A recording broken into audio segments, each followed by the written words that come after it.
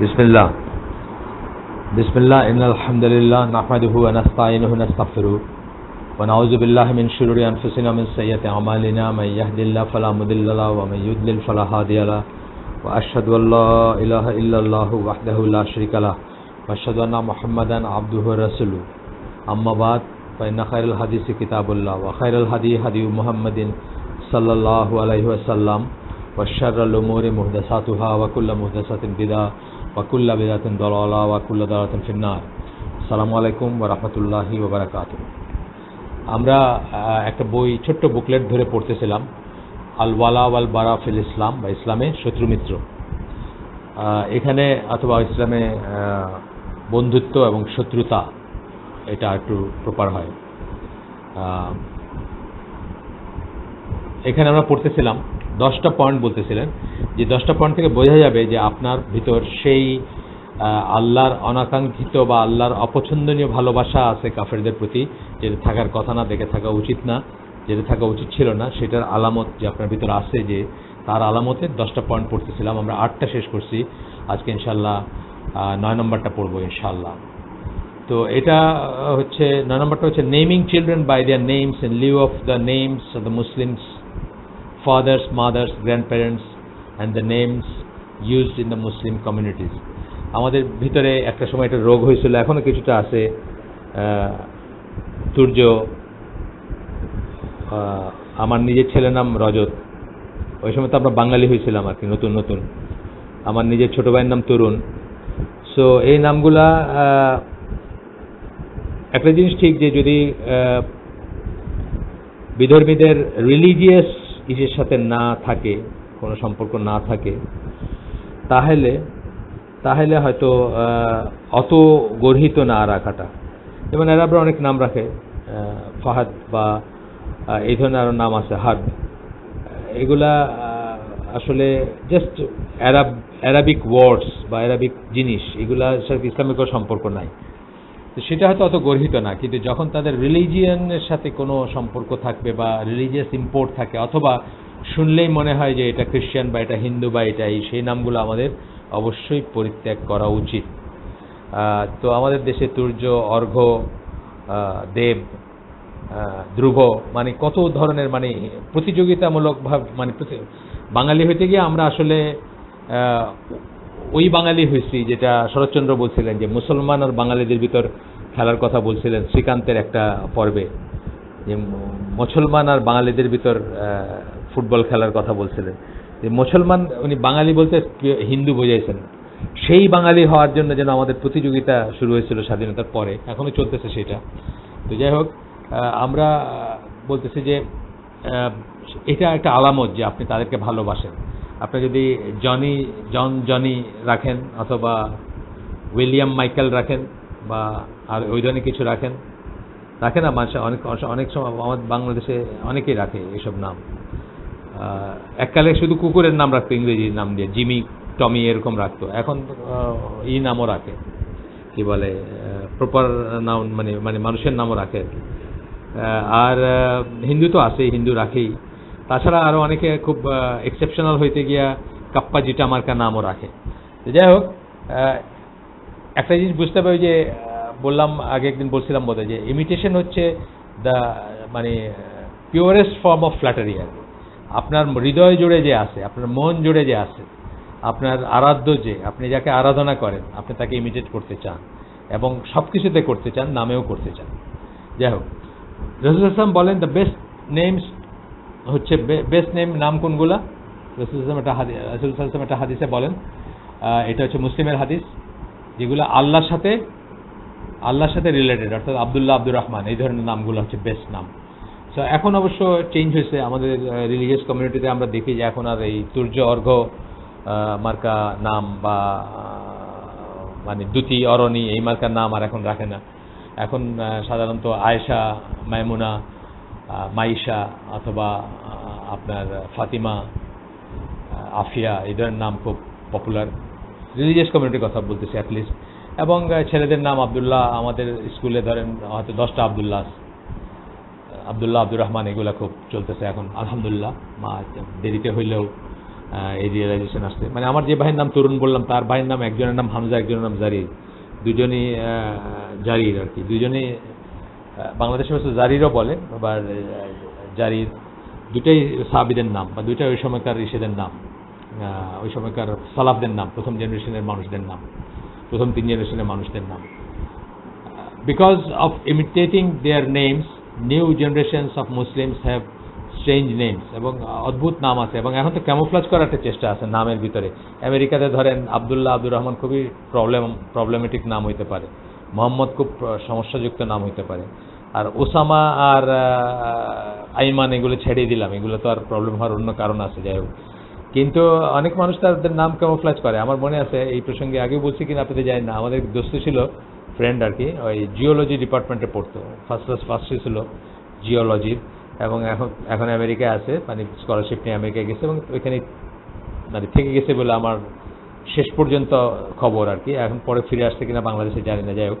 তো ও বলতো ফাইজলামি করে যে আমেরিকা গেলে আমার নাম চেঞ্জ করে দিব, গোলাম সারওয়ার ওর নাম ছিল, বললে যে আমি লিখবো জিওলাম এস আরওয়ার, তাহলে শুনতে একটু লাগবে, ইহুদি লাগবে, বা ওয়েস্টার্ন লাগবে, তখন আর মুসলমান বলে কেউ ডিসক্রিমিনেট করে। দোজ ডেজের কথা আমি বলতেছি, 1970s কথা, লেট 70s বা 80s, আর্লি 80s কথা বলতেছি।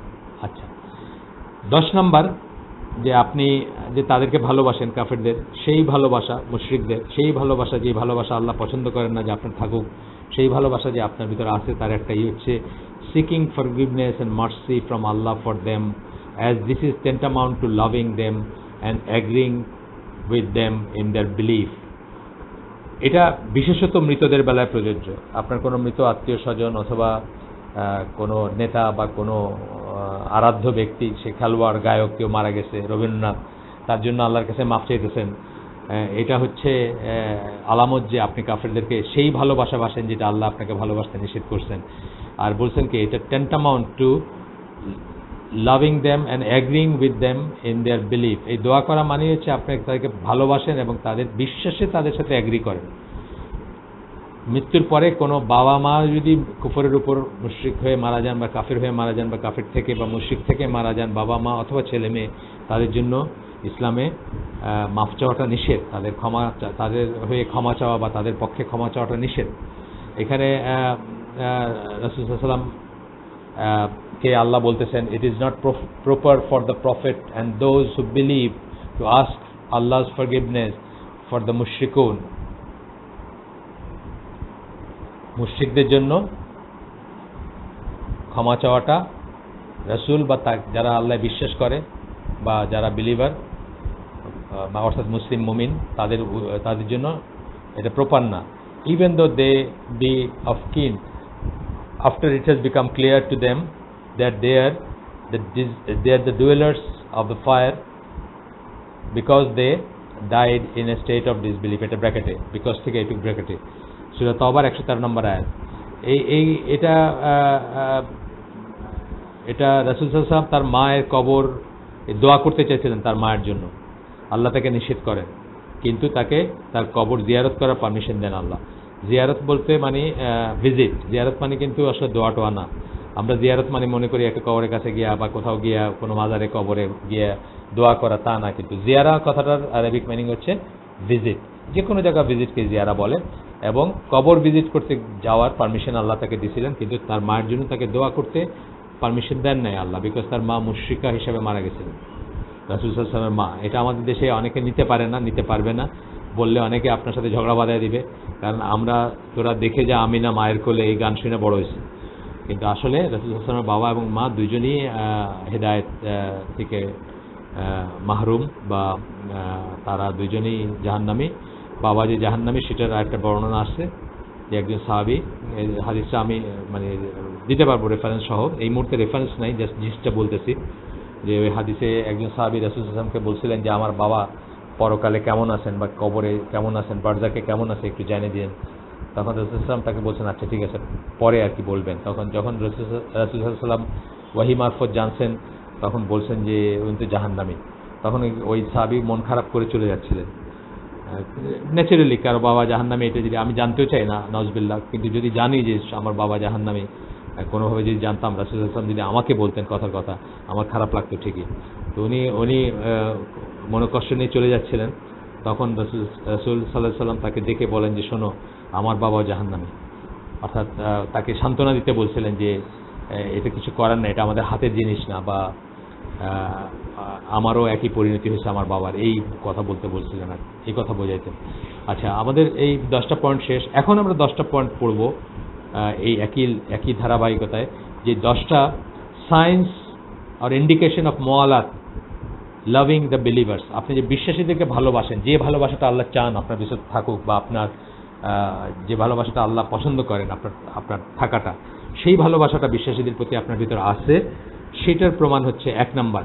দেখেন কি সিরিয়াস ব্যাপার, অথচ আমরা এই জিনিসটাকে একেবারে সুইপিং বিলো দ্য কার্পেট যেটাকে বলি, আমরা শুনি না, বুঝি না। এই জন্য তো দেখেন এখন জিল্লতি, যতজন আমরা যারা আমাদের আত্মীয় স্বজন খুব নিকটাত্মীয় আছে, আমার তো খুব নিকটাত্মীয় আছে, যারা কাফের দেশে সেটেল করছি, তারা চোখ কান বুঝে থাকতে চায় যে এরকম কোনো কথা আছে নাই, বা আছে বলে বা শুনছি বলে কোনো ভাব দেখাইতে চায় না, এরকম কোনো কথা শুনিই নাই।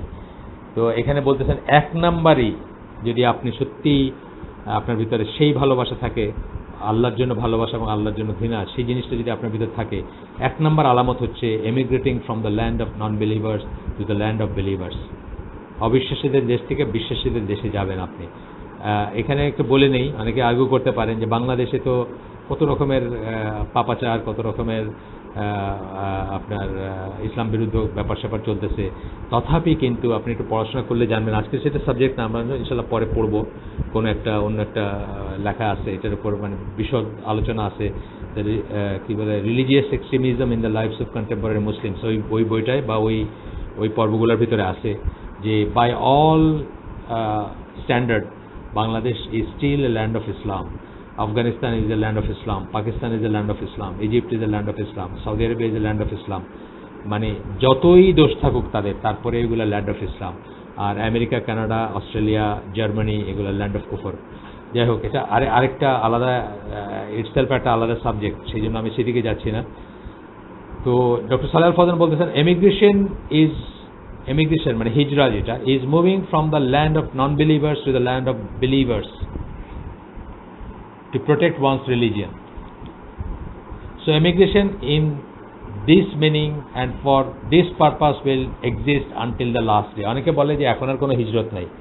এখন আর কোনো হিজরত নাই বলতে মক্কা থেকে মদিনায় যে হিজরতটা ছিল, যেটা কম্পালসারি ছিল তখনকার ইসরায়েলদের জন্য, বা অব্লিগেটরি ছিল, যারা আসেন নাই তাদেরকে তিরস্কার করা হয়েছিল, সেই হিজরতটা রাসূল সাল্লাল্লাহু আলাইহি ওয়াসাল্লাম শেষ করে দিয়েছেন। অর্থাৎ সেইটাতে আর আলাদা, মক্কা বিজয়ের পরে সেটাতে আর আলাদা কোনো সওয়াব বা আলাদা কোনো মাহাত্ম্য নাই, সেটা রাসূল সাল্লাল্লাহু আলাইহি ওয়াসাল্লাম বলছেন। কিন্তু এই হিজরত যেটা from land of disbelief to land of belief, অথবা পাপ থেকে পুণ্যের দিকে, বা পাপ থেকে পাপ ছেড়ে পাপহীনতার দিকে, বা মানে পিউরিটির দিকে যে হিজরত, এটা ইন্টারনাল হিজরত হচ্ছে যে কোনো পাপকে ত্যাগ করে আপনি চলে আসবেন, মানে আপনার মনটা, আপনার হৃদয়টা, আপনার আত্মাটা, আপনার ভিতরটা, আপনার অন্তরটাকে আপনি মাইগ্রেট করলেন, যে পাপের জিনিস থেকে আপনি করলেন, একটা পাপের টেম্পটেশনকে জয় করে একটা ওইখান থেকে মুক্ত হয়ে চলে আসলেন। সেটা কিন্তু এক ধরনের হিজরত, ইন্টারনাল হিজরত।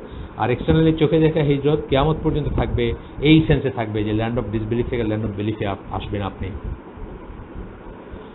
The prophet declared his freedom of obligations from every Muslim who lives in the land of disbelievers.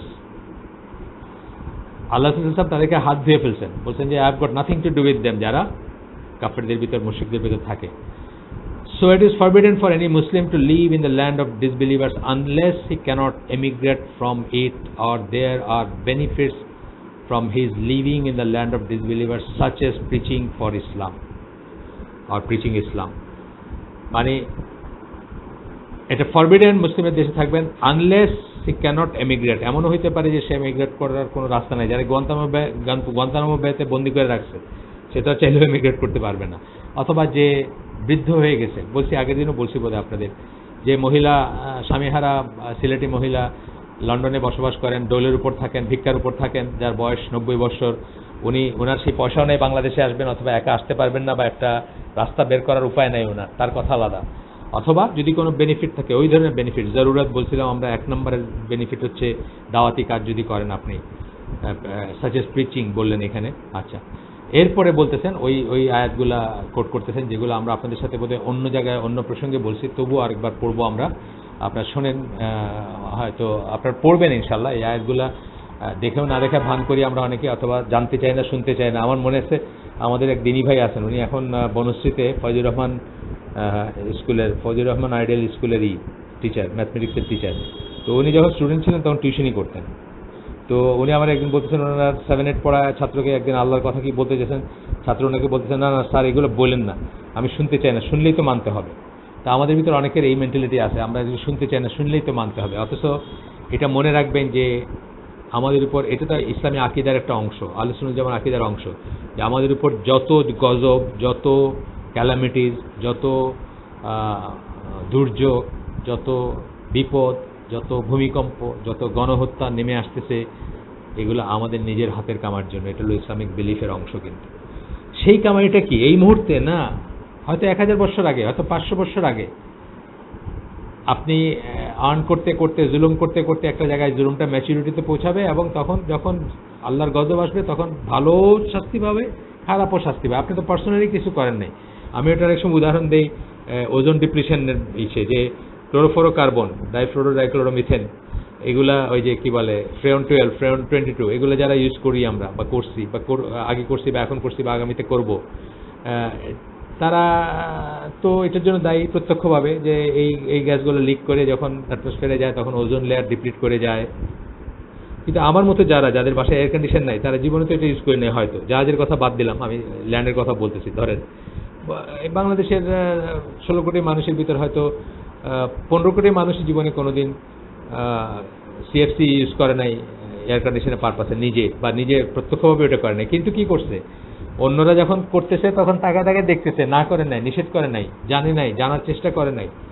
সুতরাং যেদিন ওজোন লেয়ার ডিপ্লিট করে যাবে এবং যদি আল্ট্রাভায়োলেট রে আসে, সে কিন্তু খুঁজে কারা সিএফসি ইউজ করছে তাদেরকে খুঁজে বাইর করবে না। তারা কি করবে, মানে কি বলে, সেই আল্ট্রাভায়োলেট রে কি খুঁজে বাইর করবে যে কে সিএফসি ইউজ করছে, ওকে হার্ম করবে, তা না। আমরা সবাই সেটাতে ক্যান্সার আক্রান্ত হব, বা আমাদের চামড়া পুড়ে যাবে, বা আমাদের চোখের দৃষ্টি হারায় যাবে, বা আরও সোয়ান, আরও যা কিছু হবে।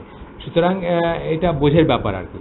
সো আমরা যে এই যে আমাদের উপর ক্যালামিটিসগুলো নেমে আসতেছে সারা দুনিয়ায়, এগুলো কিন্তু একদিনের জন্য আসে নাই। আল্লাহর বিধান, আল্লাহর নির্দেশ, আল্লাহর আদেশকে আমরা দিনের পর দিন অবজ্ঞা করছি। হয়তো 100 বছর আগে করছি, হয়তো 50 বছর আগে করছি, হয়তো 20 বছর আগে করছি, হয়তো 5 বছর আগে করছি। আজকে সেটার আমরা মানে প্রতিফল পাচ্ছি, বা আজকে সেটা আমরা পে অফ করতেছি। এইভাবেই আমি আগেও একদিন বলছিলাম, শুনতে খুব রুড লাগতে পারে, আই এম সরি। এইভাবেই ধরেন আমরা ক্রাইস্ট চার্চে যখন গণহত্যা হয় কেউ সেটার মূল্য দিচ্ছি, এইভাবে আমরা ইংল্যান্ডে অ্যাসিড যখন হয় তখন আমরা সেটা মূল্য দিচ্ছি, এইভাবে আমরা সাউথ আফ্রিকাকে গত পরশু অনেক দোকান টোকান পোড়ায় দিচ্ছি, সেটার মূল্য দিচ্ছি। যারা এই সমস্ত, যারা আল্লাহর আয়াতকে পায়ে দোলে, আল্লাহর নির্দেশ থেকে মুখ ফিরায় নিয়ে কাফেরের দেশে, মুশরিকের দেশে বেটার লিভিংয়ের জন্য গিয়ে থাকছি, অথবা তাদের সাথে সখ্যতা করছি, বা তাদের একজন হইতে চাইছি, আজকে তারা পে অফ করতেছি। আজকে আমাদের সেটা অবশ্যই আমাদের সহানুভূতি আছে যারা কষ্ট পাচ্ছেন তাদের জন্য, যারা শিকার হচ্ছেন নির্যাতনের অথবা হত্যাকাণ্ডের, তাদের জন্য অবশ্যই আমাদের সহানুভূতি থাকবে। আমরা তাদের জন্য দোয়া করব, আমরা তাদের জন্য আল্লাহর কাছে মাফ চাবো, আল্লাহর কাছে নুসরা চাবো, আল্লাহ যেন তাদের সাহায্য করেন। আমরা অর্থ দিয়ে বা অন্য কিছু, অর্থ দিয়ে, আমাদের শরীর দিয়ে, বা আমাদের বুদ্ধি দিয়ে, বা আমাদের লেখালেখি দিয়ে, যেভাবে পারি সেভাবে তাদেরকে সাহায্য করার চেষ্টা করবো। ফর এক্সাম্পল বাংলাদেশে যারা রোহিঙ্গা আছে তাদেরকে তো বাংলাদেশ কমিউনিটি, বাংলাদেশের জাতিটা, বাংলাদেশি মুসলিম যে জাতিটা, তারা কি তাদেরকে হেল্প করে না? অফকোর্স করছে, নানাভাবে করছে, সেটা করব। কিন্তু অ্যাট দ্য সেম টাইম আমরা এটাও চিন্তা করব যে এটা আমাদের আর্নিং, কাশ্মীরেও আর্নিং, প্যালেস্টাইনেও আর্নিং, এখানেও আর্নিং, রোহিঙ্গা এসেও আর্নিং, এমনকি বাংলাদেশেও আর্নিং আমাদের। তো সেটা যখন আজকে কাশ্মীরের জন্য মায়া কান্না কাজে লাভ আছে। আজকে আমাদের 99% ফ্যামিলিতে 99% প্রোডাক্ট হয়তো ইন্ডিয়ান, সেখানে এই মায়া কান্না কানার কোনো আছে? আমরা তো পয়সা করে তাদের হাতে তুলে দিচ্ছি, যেগুলো দিয়ে তারা বুলেটগুলো বানাচ্ছে টু কিল দ্য কাশ্মীরিজ। সেগুলো চিন্তার ব্যাপার আছে। যাই হোক, আসেন আমরা ওই দুটাই পড়ি, ওই দুটা আয়াত পড়ি, যে দুটা আয়াত এখন ওনারা কোট করবেন, doctor Salal Fawzan. Verily, as for those whom the angels take in death, bracketed in death, while wronging themselves, নিজেদের উপর জুলুম করা অবস্থায় যখন মৃত্যুর ফেরেশতারা তাদেরকে জান কবজ করতে আসেন, বা তাদের মৃত্যুর সময় আসেন, অ্যাজ দে স্টেড অ্যামং, কি জুলুমটা কি করছে, রঙিং দেমসেলফটা কি ব্যাকেটে বলতেছেন, as they stayed among the disbelievers even though emigration was obligatory for them. তারা কাফেরদের ভিতরে, অবিশ্বাসের ভিতরে, মুশরিকদের ভিতরে বসবাস করছে, যদিও তাদের জন্য হিজরত করা ওয়াজিব ছিল। দে ব্র্যাকেটে অ্যাঞ্জেলস, সে ব্র্যাকেটে টু দেম, তাহলে ফেরেশতারা তাদেরকে বলে, কি বলে এটা আলাদা করে কোট করতেছেন, in what condition were you, তোমাদের অবস্থা কেমন ছিল, কি অবস্থায় ছিল তোমরা। দে রিপ্লাই, মানে মানুষগুলো রিপ্লাই করে যাদের জান কবজ করতে আসা হয়েছে, we were weak and oppressed on earth, আমরা দুর্বল ছিলাম এবং নির্যাতিত ছিলাম পৃথিবীর বুকে। দে ব্র্যাকেটে অ্যাঞ্জেলস, সে ফেরেশতারা বলেন, was not the earth of Allah spacious enough for you to emigrate there in, আল্লাহর দুনিয়া কি তোমাদের জন্য প্রশস্ত ছিল না যে তোমরা হিজরত করতে পারতা, তোমরা আমেরিকা ছেড়া সিরিয়া যেতে পারতা, অথবা জর্ডান যেতে পারতা, বা ইন্দোনেশিয়া যেতে পারতা, বা মালয়েশিয়া যেতে পারতা না, বা বাংলাদেশে আসতে পারতা, কত জায়গা ছিল তোমাদের জন্য। Such men will find their abode in hell, এরকম মানুষ যারা সুযোগ থাকা সত্ত্বেও, আল্লাহর দুনিয়া প্রশস্ত হওয়া সত্ত্বেও কাফের দেশ থেকে হিজরত করে নাই, তারা জাহান্নামে তাদের বাসস্থান পাবে, বা তাদের বাসস্থান হবে জাহান্নাম। হোয়াট এন ইভিল ডেস্টিনেশন, এটা করে না একটা স্টাইল, বা বিসাল মাসির একটা স্টাইল দেখছেন, অনেক সুরে আছে এটা, এই ধরনের কথা। হোয়াট এন ইভিল ডেস্টিনেশন, এখান থেকে কি আছে, এখান থেকে ইংলিশ আছে শুধু, আরবিক নেই, আমি বলতে পারতেছি না, বাট অনেক, যেমন সূরা জুমা বা আরো অনেক সুরে আছে এই কথাটা, হোয়াট এন ইভিল ডেস্টিনেশন। আচ্ছা, কি কি করুণই না একটা বাসস্থান বা পরিণতি। এক্সেপ্ট, এখানে আল্লাহ এক্সেপ্ট আলাদা করে দিচ্ছেন, এই পরিণতি কাদের হবে না, কাফের দেশে থাকলেও হবে না, তাদেরকে আলাদা করে ফেলতেছেন এখন আল্লাহ বলতেছেন, except the weak ones among men, women and children who cannot devise a plan. হয়তো বুড়া মানুষ, বুড়া মহিলার কথা আমি বললাম একটু আগে, বৃদ্ধা মহিলার কথা, অথবা বাচ্চা, বাপ মা মরে গেছে, ছোট ছোট বাচ্চারা রয়েছে ইংল্যান্ডে, আমেরিকায়, অথবা সিরিয়ায়। সিরিয়া তো না, মানে যাই হোক, সিরিয়ার কথা বলতেছে না, সিরিয়া বলতে আমি ঠিক সিরিয়া বোঝাতে চাই না, মানে সিরিয়ায় তাদের বাপ মা মরে গেছে, তারা এখন জার্মানিতে গেছে বা ফ্রান্সে গেছে, এরকম আছে না অনেক সাদা চামড়া যারা সিরিয়াতে গেছিল যুদ্ধ করতে, অথবা কোনো কারণে গেছিল, মানে জানি না সবাই যে যুদ্ধ করতে গেছে তাও না। ওই দেখলাম ইসের গেছিল, ওই যে মেডিকেল মিশনে বা অন্য জিনিসও গেছিল, তাদেরও হয়তো বাপ মা মরে গেছে ওইখানে, রেড ক্রস এসে গেছিল বা অন্য কিছুতে গেছিল, বাপ মা মরে গেছে, এখন তারা জার্মানিতে বা হল্যান্ডে আছে, তাদের ফিরে আসার কোনো রাস্তা নাই। এরকম আছে না অনেক, মানে যারা জার্মানিতে, হল্যান্ডে, আমেরিকাতে আছে, ছোট ছোট বাচ্চা যাদের বাপ মা মরে গেছে ওইখানে, যাদের ফিরে আসার রাস্তা নাই। তো বলতেছেন যে what an evil destination, except the weak ones among the men, women and children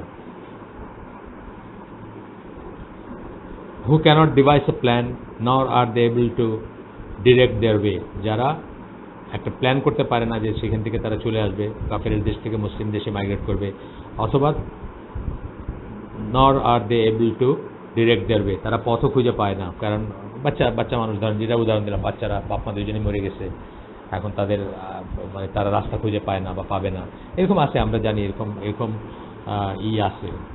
আপনার ওই আমেরিকাতে দেখলেই দেখবেন যে রিফিউজি ঠিক না, মানে অ্যাসাইলাম সিকার যারা যায় আমেরিকাতে, তাদেরকে বাচ্চাদেরকে আলাদা করে কি সব করতেছে জানি, এখন আলাদা করে ফেলে মাদের থেকে বাবেদের থেকে ইত্যাদি ইত্যাদি, যাই হোক।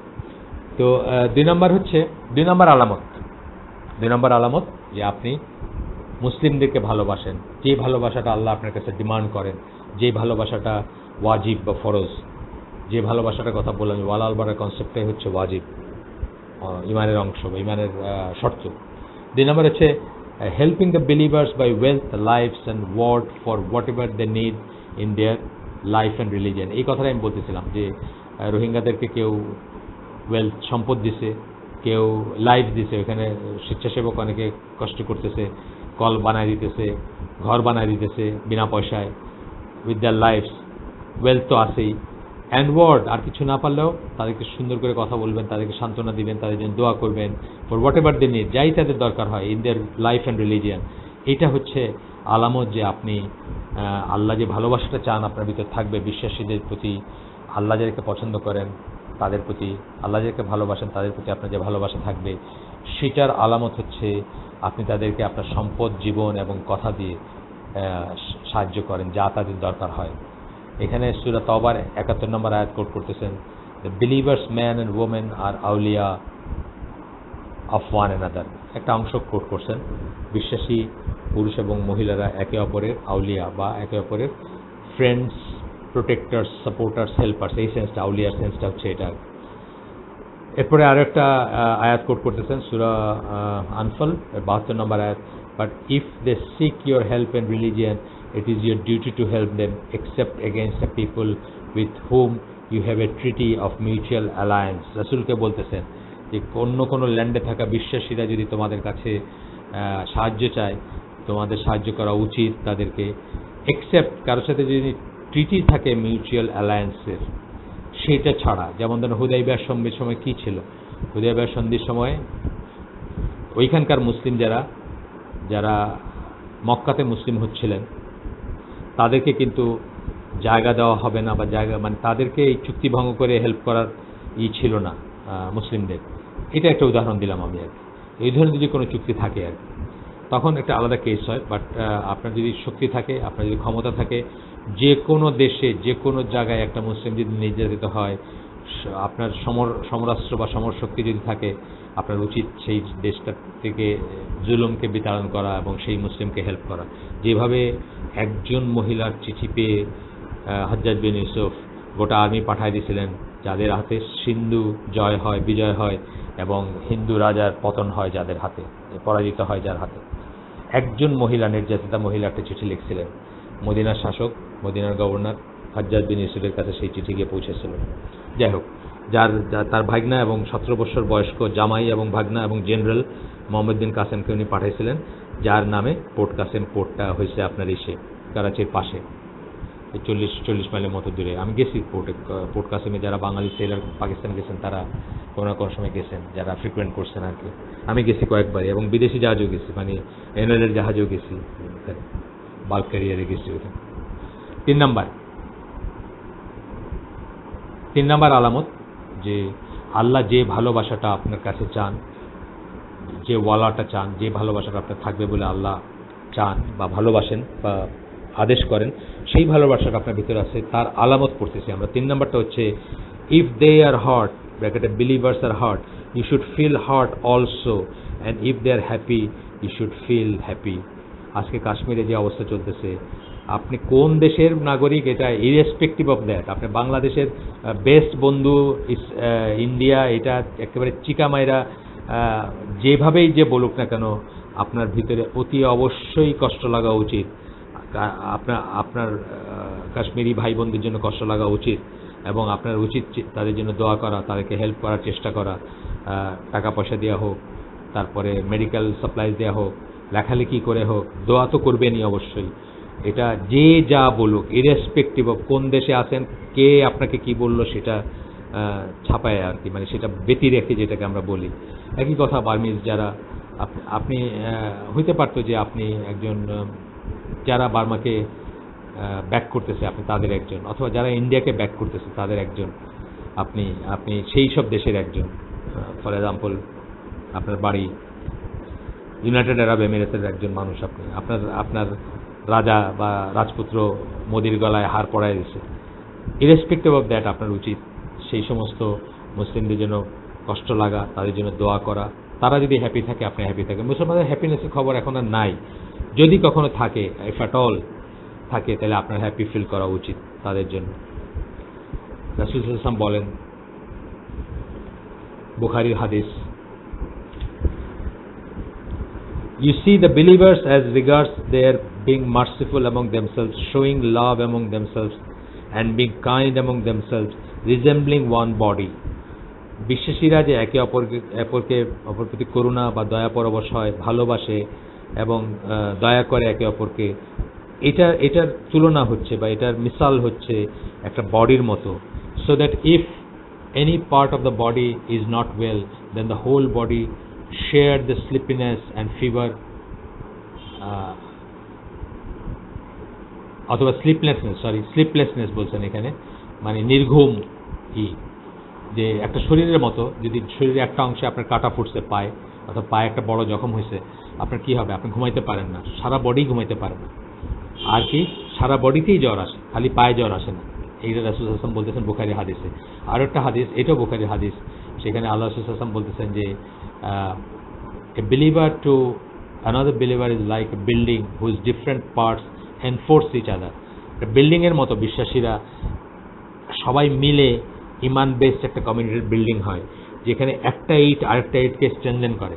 আপনি দেখবেন বিল্ডিংয়ে অনেক সময় একটা ইট আপনি সরাই ফেলছেন কোনো মতে, ওই ওয়ালটাই ধসে পড়ে যাবে, কারণ ঝুরঝুর হবে, একটা থেকে একটা মুভমেন্ট হবে এবং পড়ে যাবে। এরকম কমন কথা, মানে খুব সাধারণ কথা, কিন্তু আল্লাহ রাসূল সাল্লাল্লাহু আলাইহি ওয়াসাল্লাম খুব সুন্দর করে বোঝাইছেন এটা দিয়ে যে আমাদের কেমন হওয়া উচিত।